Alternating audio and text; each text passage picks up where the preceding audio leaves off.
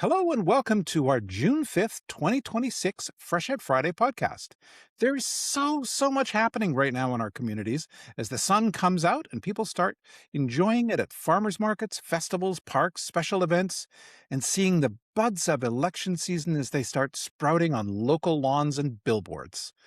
I'm your host, Geof Wheelwright, and with me on the podcast this week are the veteran journalists and founders of Freshet News, Janice Clue, Teresa McManus, Cornelia Naylor, and Mario Bartel, with their take on all of these happenings in Burnaby, New Westminster, and the Tri-Cities. Welcome back, team.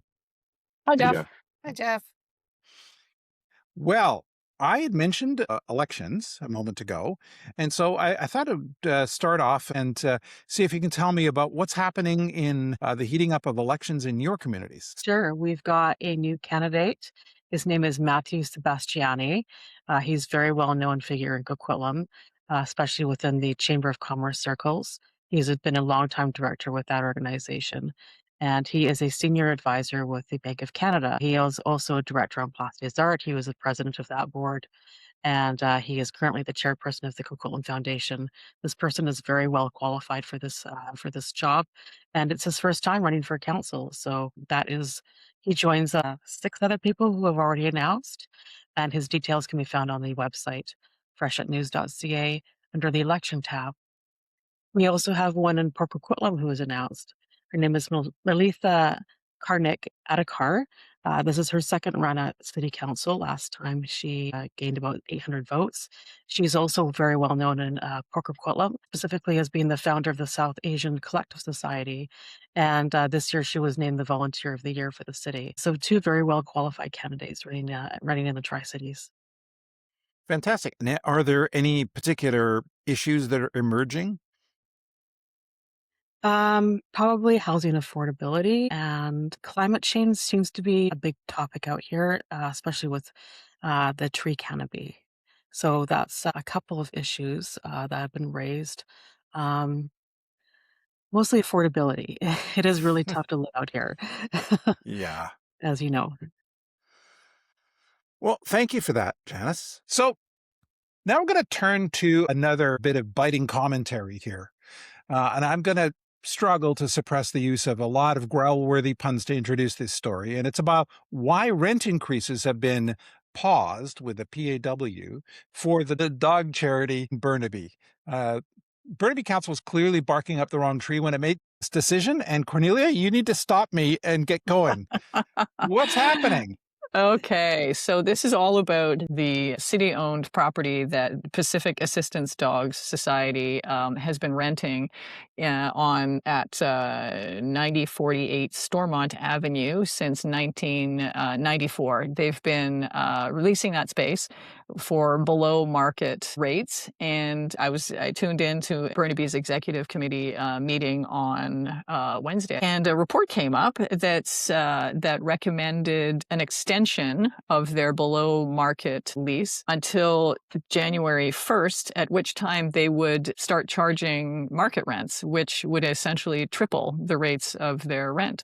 And that was in keeping with what staff said they had discussed with council a few months back, I believe was the term that was used, about raising all of the nonprofits' rents to market rates for all of the nonprofits that are leasing city properties. That caused some concern from council. The first person to speak was Councillor Pietro Calendino, who said that this would cause a lot of problems. This is going to create serious problems for a number of organizations. And then Sab Dhaliwal tuned in and said that nonprofits would be spooked by the idea that everyone's rates were going to be raised to market levels, and that it was a departure from the city's policy towards nonprofits because they serve a critical role, that sort of thing. And he said that the idea that nonprofits would be charged market rates and then come back to the city to apply for grants to offset offset the increases, he said that would create chaos. Mayor Mike Hurley, meanwhile, towards the end of the discussion, said that PADS, the Pacific Assistance Dog Society, which trains, raises assistance dogs for people with disabilities, veterans, first responders, people with PTSD. I believe the New West Police Department just recently acquired a PADS dog. Is that right, Teresa? Yeah, the New West Police Department just recently, 7 weeks ago, got Sokka, who's an accredited facility dog. And Sokka's role is basically to support victims, whether they're in court or perhaps at the police station. Mario and I just had a chance to meet Sokka, and it was positively lovely. Oh, no. And yeah, so stay tuned. There'll be a story coming out about that. Oh, that's great. Okay, yeah, so back to me. So Mayor Mike Hurley, when you consider what these dogs do, what this society does, it provides these dogs free of charge. The clients don't pay a thing. And the idea of tripling their rent, he said last thing the city needed was for the assistance dogs to line up outside City Hall, and he called that a lose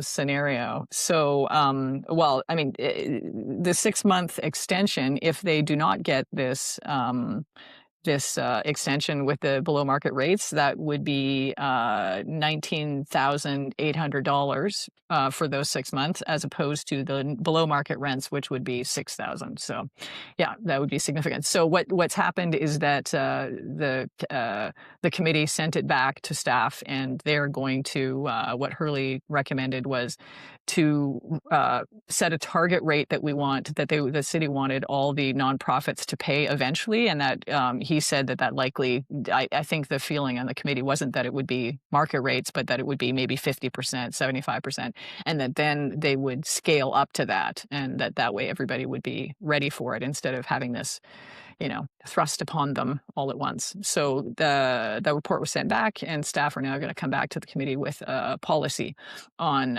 rates for nonprofits in the city. Well, I think that'll also keep the politicians out of the doghouse until after the election. Oh, no. Sure enough. I could not resist that. But before we kind of completely go to the dogs here, I'm going to turn to you, Mario, and we're going to talk about something else entirely. I understand that Port Moody has recently unveiled big plans for the new Kyle Center. Do you want to tell us about that, Mario? Yeah, Kyle Center is a small community center in downtown Port Moody in the Moody Center neighborhood. It was originally built in 1978, and it shows. The facility's been in some pretty rough condition in the last several years. In fact, going back as far as 2013, there was a report to council that said the place is pretty much falling apart. They've had tarps on the roof. There's been leaks through skylights, leaks through windows, corroded doors, many, many issues. The previous council did designate some money to do some repairs, but it's pretty apparent with Port Moody's growth that something new is needed, and council has been talking about that for some time now. And just earlier this week, it unveiled some of its plans for the new Kyle Center to as the next step in the process, the long and winding process to gather community feedback of some of these conceptual ideas that it's come to the city and probably a consultant or two have come up with. And those conceptual plans were based on feedback as well from some public open houses the city had held, and some online opportunities to give input. And it's a pretty impressive looking structure. It would be triple the size of the current one, more than triple the size. They're talking about a 39,000 square foot community center. The current one is only 11,000 square feet. Glass front, sloped roofs, solar panels on the roof. It would have a gallery space inside, an event space, multi-purpose rooms, games rooms, a weight room, a gymnasium, a kitchen, a nice park out front. I mean, Kyle Park is there, and the city's already taken steps to expand that. Has bought some nearby homes to facilitate expanding the park. There would be a community plaza that would connect to Pomo Arts, which is essentially adjacent to the old Kyle Center. The information that the city's released so far, it doesn't have a budget for this facility. It does anticipate paying for it from fees it collects from developers, ACCs, and development cost charges. But it does say that it will probably result in a property tax boost, and of course operational expenses will have to be covered as well. But it's progress, I guess, and now people can kind of see what the city is thinking about and what the possibilities might be. So it'll be interesting to see where it goes from here. And what's the timeline for actually making a decision on that? They haven't really laid that out. I mean, they'll collect the feedback and then probably refine the plan a little bit more, and then at some point things will come to council with a proper proposal and a proper budget attached, and then depending on how what that budget is and how the city intends to pay for it, then they'll go forward and start talking about it. And probably getting some blowback from the community as to how much it's going to cost, and who knows how much it'll be, what the final product will end up looking like compared to what the conceptual drawings are.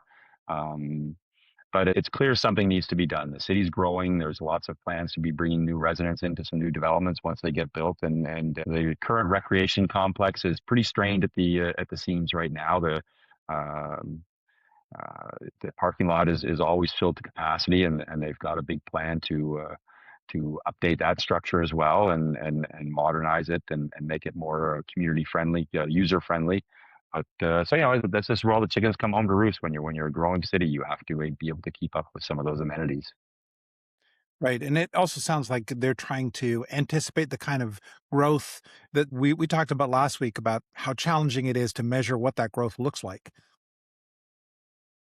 Yeah, I mean that's kind of the fly in the ointment here. I mean, the city's struggling with some of these developments that are being put on hold, and how that might impact where Port Moody is going to be growing, how much its population will be growing. But again, you have to be able to plan for the future, and putting some of these things in place even before some of those population projections fill out. That can pay off in the long run. Because the last Absolutely. thing you want to do is leave everybody hanging and no place to go, and complaining about everything all the time. Absolutely. And speaking of planning for the future, Cornelia, you had a story about Burnaby Mountain getting a new wildfire detection system in time for summer. It's been operational since May. What it involves are a series of sensors strategically strapped to trees. From what I can tell, the city sent me some photos, and they work in tandem with autonomous smoke detection cameras that are mounted on buildings. One that I see in photos, it's atop Burnaby Mountain, and it swivels around looking for smoke plumes, and then the city will get warnings, early warnings if they detect smoke, they just detect any kinds of heat. That's what the sensors are there for. And the faster they can get to those fires, the quicker they'll be able to put them out. That's important because Public Safety Canada said modeling shows that wildfire danger will be building through July across Canada, and that BC is, quote, facing the highest and most sustained fire risk. I'm not sure if that's going to be in the Lower Mainland and Burnaby or whether that's talking about the interior, but one way or another, we know that there hasn't been a ton of precipitation. There's not a lot of snowpack, that sort of thing. One thing that they said about these cameras is that they have privacy enhancing features, don't record continuous video, and there's blurring, so people don't have to be concerned that their privacy is going to be violated as they're wandering on the trails on Burnaby Mountain. Burnaby Mountain is the biggest forested area in Burnaby, and this system is intended to protect, what does it say, neighborhoods and key infrastructure.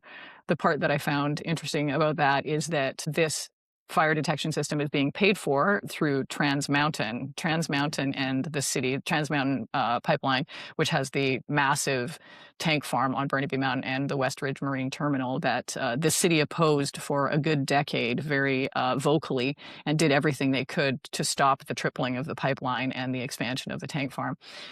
In 2024, the city struck a deal with Trans Mountain, and that will see Trans Mountain pay $20 million over 21 years, and what some of these fire prevention measures, safety measures, are being paid with.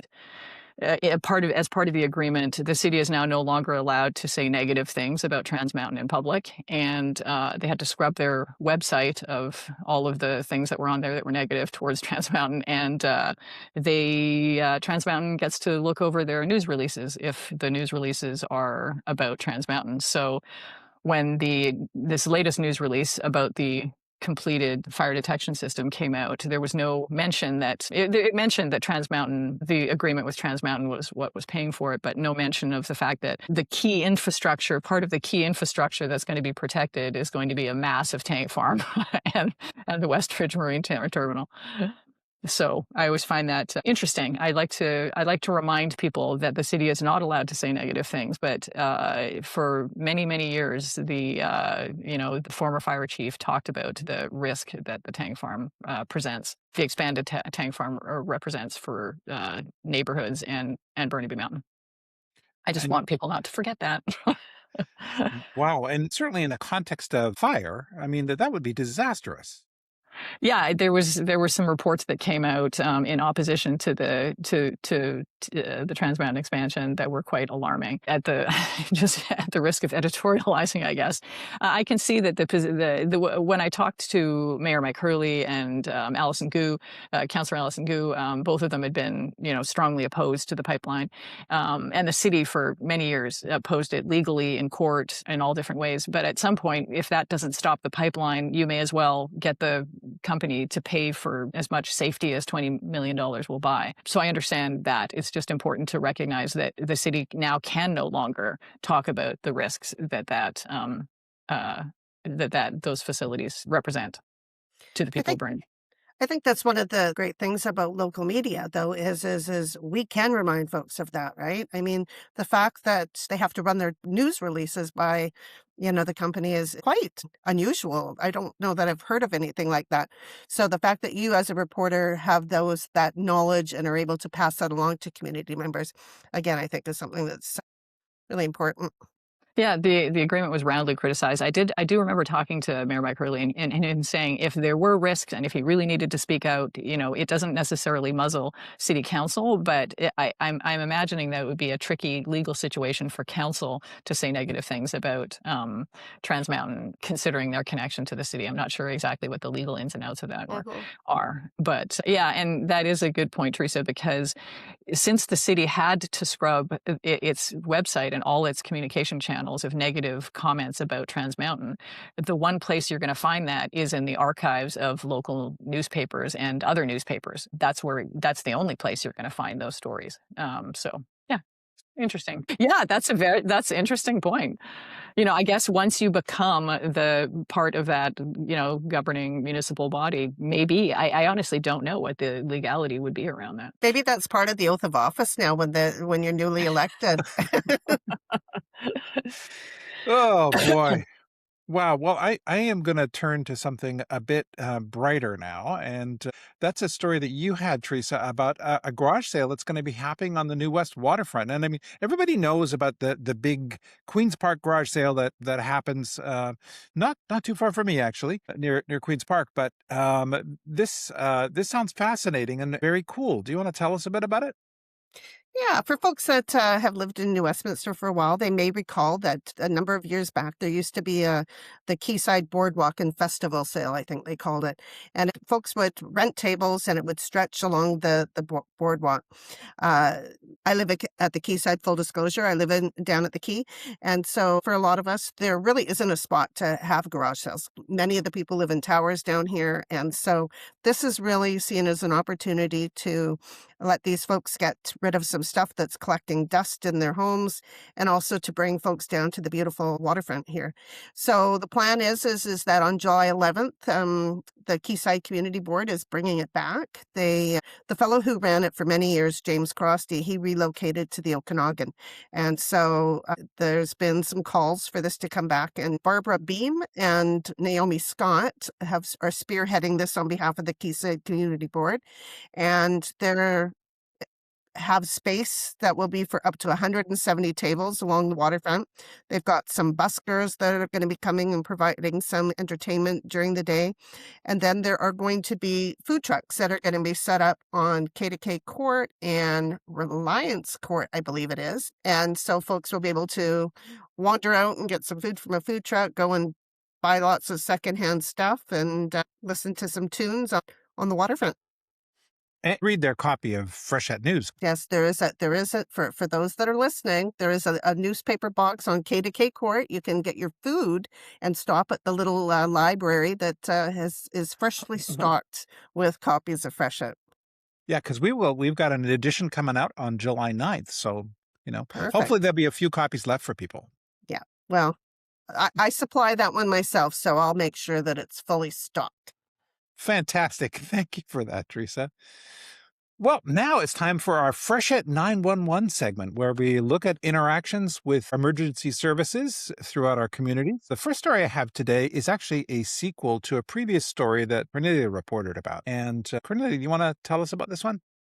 Yeah, this is kind of unusual. Last time, it was just the very last podcast. It was a story about a man who had allegedly held a knife to a flagger's throat in Olive Avenue and Central Boulevard in Metrotown.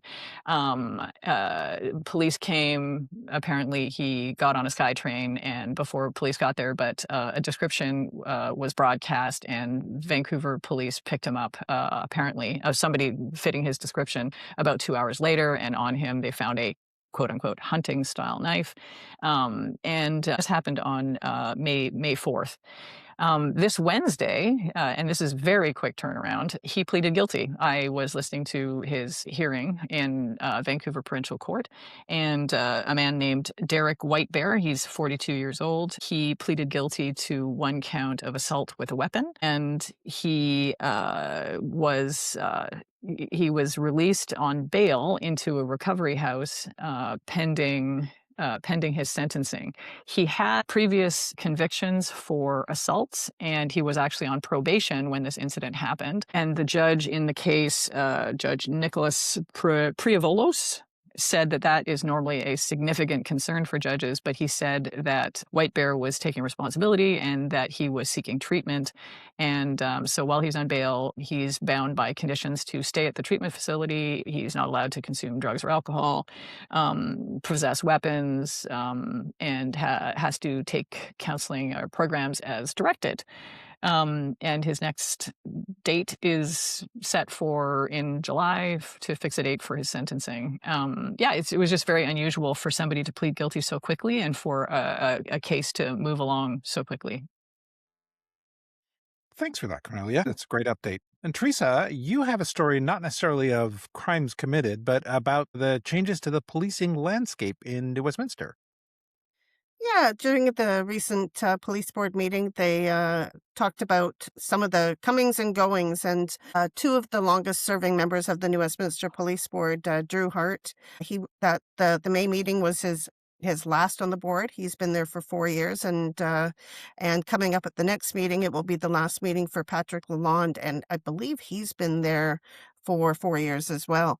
And as a sometimes observer of the police board meetings, I can attest to the fact that both of these fellows have, they make significant contributions to the board. So the police board, I guess, will soon be on the hunt for 2 new members. There was also at that meeting, I'll just note that I think I may have mentioned it during our last podcast, but there was a recognition to Chief Constable Paul Hyland, and he is celebrating his 30th year with the police department. He started out there in 1995, and he's risen through the ranks, and he became the chief in January 2025. And then the other thing that was particularly interesting at that meeting was the New Westminster Police Department and the New Westminster School District have entered into a police partnership programs. And New Westies will know that the school liaison officer program that the district had, it was the school district canceled that program a number of years back, much to the delight of some folks and much to the dismay of others. And so the New West School Board and the police department have now signed a memorandum of understanding, and police officers will once again be called upon to go into schools in New West to provide presentations and the like. It is not a return of the school liaison officer program. Everyone is very, very clear on that. It's not the same program. But for some folks, it may be seen as a good sign that the police officers can be called in to do presentations, whether it's about, traffic safety or the like. But yeah, so that was one of the things that came out of the police board meeting, and the district has signed off on that as well. Fascinating. And so the people who had concerns about the liaison officers, what are they having to say, if anything, about this? Yeah, I haven't talked to any of them, but there's been a lot of community dialogue on this, and there was a lot of back and forth, and the district and the police really worked for the last few months on a memorandum of understanding. And as I say, everyone is very clear that police officers aren't going to be able to just walk into the schools and roam around. They're going to have to be invited. There won't just be any impromptu kind of visits, as the deputy chief, Andrew Perry, said. He says, we have daycares, we have immigration services that ask us to attend to do presentation. Now it's schools. And he says, this is just another organization that's asking us to show up and do that. So in fact, it was kind of interesting because one of the things that Tasha Henderson, she's a city councillor who chairs the police board. One of the things that she questioned was whether or not this is going to really cut into the New Westminster Police Department's resources in terms of will they be, getting a lot of calls and will this take them off, out of their regular duties and into schools?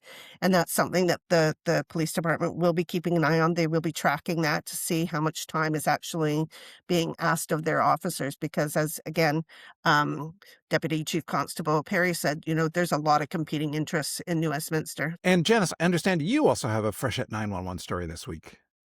I do. About 4 years ago, somebody picked up a container at Westwood Street and Christmas Way, which is close to the homeless shelter, and they handed it over to the police. It's been sitting in custody for the past 4 years, and it is a very small green container. It has the ashes of a 25-year-old man who died in 2012. Police have not been able to find the rightful owner of this container. What's unusual about this is that there is a German script at the bottom, but it does blank out his name. Police had said in a press release that for the utmost respect for the deceased man, a media release is our last hope in reuniting the urn with his proper guardian. So I guess they're quite desperate to get this back to the proper owner. And like I said, somebody is missing this urn. If you do know who owns this urn, they're asking you to call Coquitlam RCMP 604-945-1550 and quote file number 2022-19276. And they are looking for the owner of this urn. Well, hopefully somebody out there can help solve this mystery. Indeed. And Mary, I want to turn to you now with some sports stories. And the one that caught my eye was the League of Their Own story, which is a special 30-year anniversary. I love doing stories like this. I mean, the sports beat can easily fall into the trap of covering winners and losers and things like that. But, sports is really about just getting out there and following your passion and participating and getting exercise and camaraderie. And this is exactly what this league is. This is the Burnaby 30-something Women's Soccer League. And I got a note from them a couple of weeks ago letting me know that they were celebrating their 30th anniversary on June 14th. They were founded in 1996, just as a way to give women of a certain age a chance to get out there and play some soccer. And it's now grown it started with 6 teams. It's now grown to more than 220 players. They come from Burnaby, New West, the Tri-Cities, Surrey, Vancouver, all over. They play on Sunday mornings before youth teams start taking over the various soccer pitches in Burnaby, such as Burnaby Lake West and Burnaby Central and Caribou and Burn Creek and Burnaby North secondary schools. And they play for the fun. They don't even keep score. They don't keep statistics. If one side has a distinct advantage over the other, they will take measures to try and even the competition out, so everyone gets a good workout. And at the end of the season, they have a gathering where everyone comes together and they just sort of mix everybody up and make teams for that day, so that your opponent all season is now your teammate, perhaps, and you maybe make a new friendship or see them in a different light. And I love stuff like that. That's really the essence of sport. Like I say, it's called the 30-something. So these are women who are over 30. Their oldest player currently is 71 years old. And I was told she gets out there and mixes it up as much as the rest of them. And, that's what sport is about. I kind of have a bit of a kinship with something like this because I participated in a road hockey game that we kept going for 27 years, also weekly. And it was the same kind of principle. We didn't keep statistics. We would keep score just to kind of see how the day went. But if things did get out of hand, we'd cut the game short and remix the teams and go on from there, because it was all about just getting out there and having fun as a group. And, we all were aware that we would have to go to work on Monday. So, you played with a certain sense of discipline and measure that you didn't hurt anybody. And It was just a lot of fun, and I think that's, talking to one of the founders and player this past week. That's what really came across, that they're having a lot of fun, and they're hoping some of the alumni that may have spent some time in the league over these 30 years will be coming out to Burnaby Lake West on June 14th to help them celebrate. There's going to be a bit of a soccer jamboree, and they're going to have beer garden, food, and just camaraderie for the day. It sounds like a really great event. And it's nice to be able to shine a light on something like that, because this kind of stuff goes on all over the place and never really gets headlines. So, Janice, I'm seeing that Port Moody's Golden Spike Festival is asking for help, and you wrote a story to try and find them some of that help. Do you want to tell us a bit about what they need? Sure. This is the 49th year of the Golden Spike Festival. It was put on. It's put on by a group of volunteers, and they do need volunteers to make this a success. It's happening on June 27th and June 28th of this month at Rocky Point Park, and they're looking for people ages 14 and up. So you can get volunteer credits for high school if you're a high school student. They're looking to fill almost all the roles: set up and tear down, traffic and parking control, bike valet, 50/50 seller, garbage sorter, you name it. They're looking for it, and they need help desperately. So if anyone has got some time on the 27th or 28th, please head down to the website and fill out the form. This year is going to be super fun because they've got Nick Gilder and the Sweeney Todd Group, and they're of course very famous for Roxy Roller and Here Comes the Night. And they're going to be they're headlining on the 27th at 8:45. If you've ever been to one of these festivals and you see the band play and you see the sun come down over the mountains and the ocean is right there, it is probably one of the most spectacular events you'll ever see.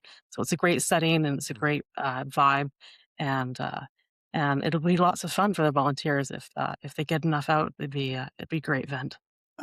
Wow, that sounds really cool, and great to hear about Sweeney Todd. I remember when they were playing high school dances in the 1970s. So it's fantastic to see that they're still out there. Lots of great songs. Yeah, so many. All right, and what else is on this coming weekend? Well, we're getting ready for FIFA, and so the city of New Westminster has got its kickoff, and this is with the Kelly Duke Memorial Tournament, and that's at Queen's Park Arena at 10:30 a.m. to 5 p.m. It's going to be a full day of getting ready for soccer and for FIFA, for the World Cup coming on the 11th of June.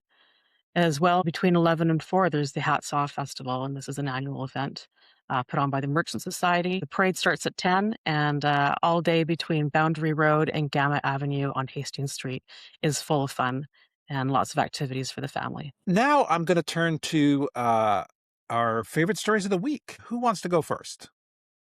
I'll jump in because my favorite story was actually Mario's story about the Burnaby 30-something women's soccer league. I was actually at the Queen's Park yard sales a few weeks back, and a friend from many years ago stopped me and said, "Hey, Teresa, my women's soccer club is doing this thing.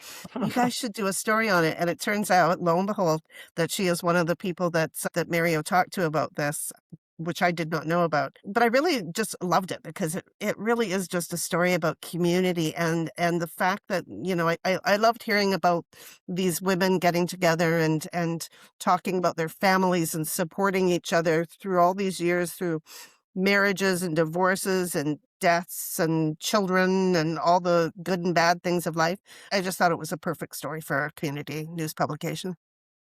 Well, that's not fair. I was going to say that one. Now what am I going to do? I'm going to jump in there fast. Must be some sort of a soccer pun. You can say if you missed it online, you can catch it in next week's print edition.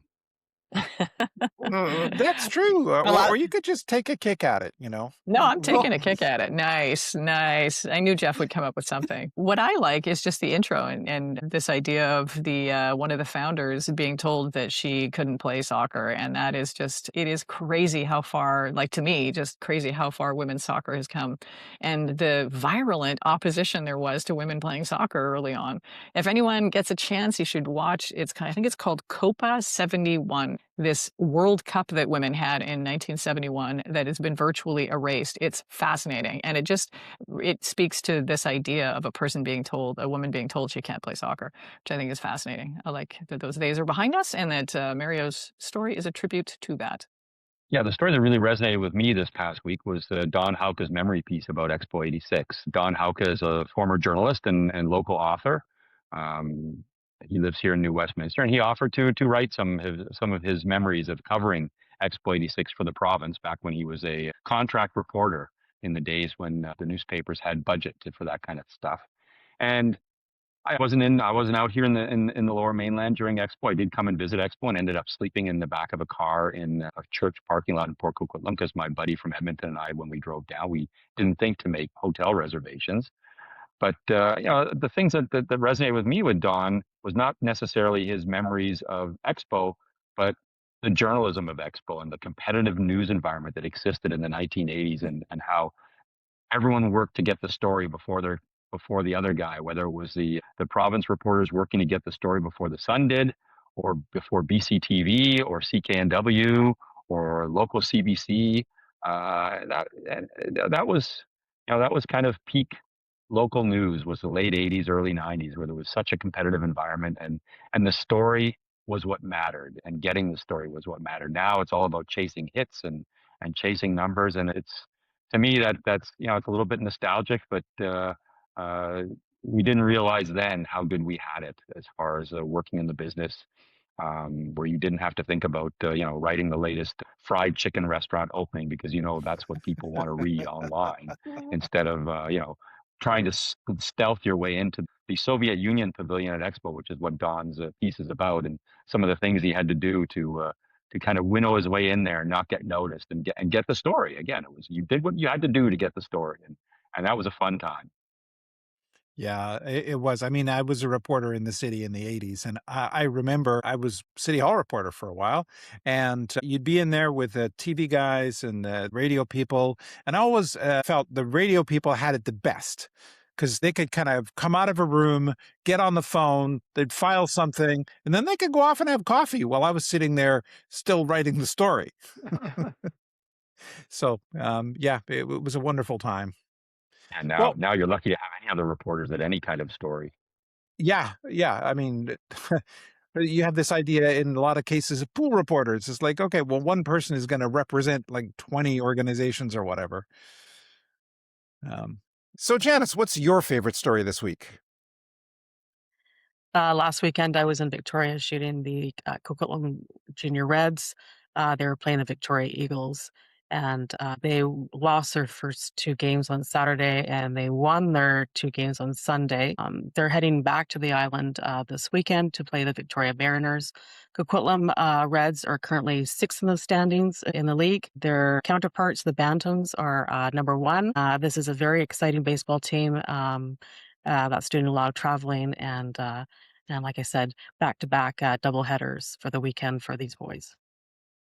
Wow, so lots of bottles of water and hot dogs and a lot of fierce competition and fun, sounds like. Lots of photography, and I take my hat off to people who shoot the sports. It's really interesting to tell the story of a game through a lens as opposed to writing it. But you want to look for really great shots and action and emotion. The game goes up and down every inning, and so you get a lot of really good photos. What was the photo that you looked at and thought, oh, wow, that's really good?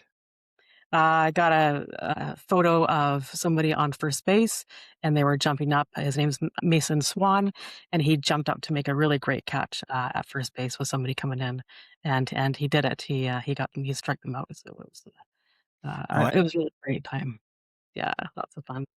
well, thank you for that, Janice. Well, my favorite story this week was about Haida artist Michael Nicol Yakalanis, who's considered the father of the Haida manga. And I'm thinking about manga comics, and full confession here, I am a comic book nerd of a long time. But the Haida manga is a contemporary subgenre of comic art that combines Haida motifs with design elements of manga from Japanese, Korean, and Chinese sources. And he's written a number of these books, and I just thought it was absolutely fascinating. And I realized I actually have one of his books. He wrote this graphic novel in 2009 called Red, and it was nominated for a few awards, including the BC Booksellers Choice Award. So anyway, I really love that story about him and his books. So thank you, Janice, for that. Well, that wraps up another Freshet Friday podcast, but we'll be back soon. In the meantime, keep asking yourself the question, is it Freshet Friday yet? And come on back when the answer is yes. Thanks to our team for being here. Thanks for listening, and have a great weekend.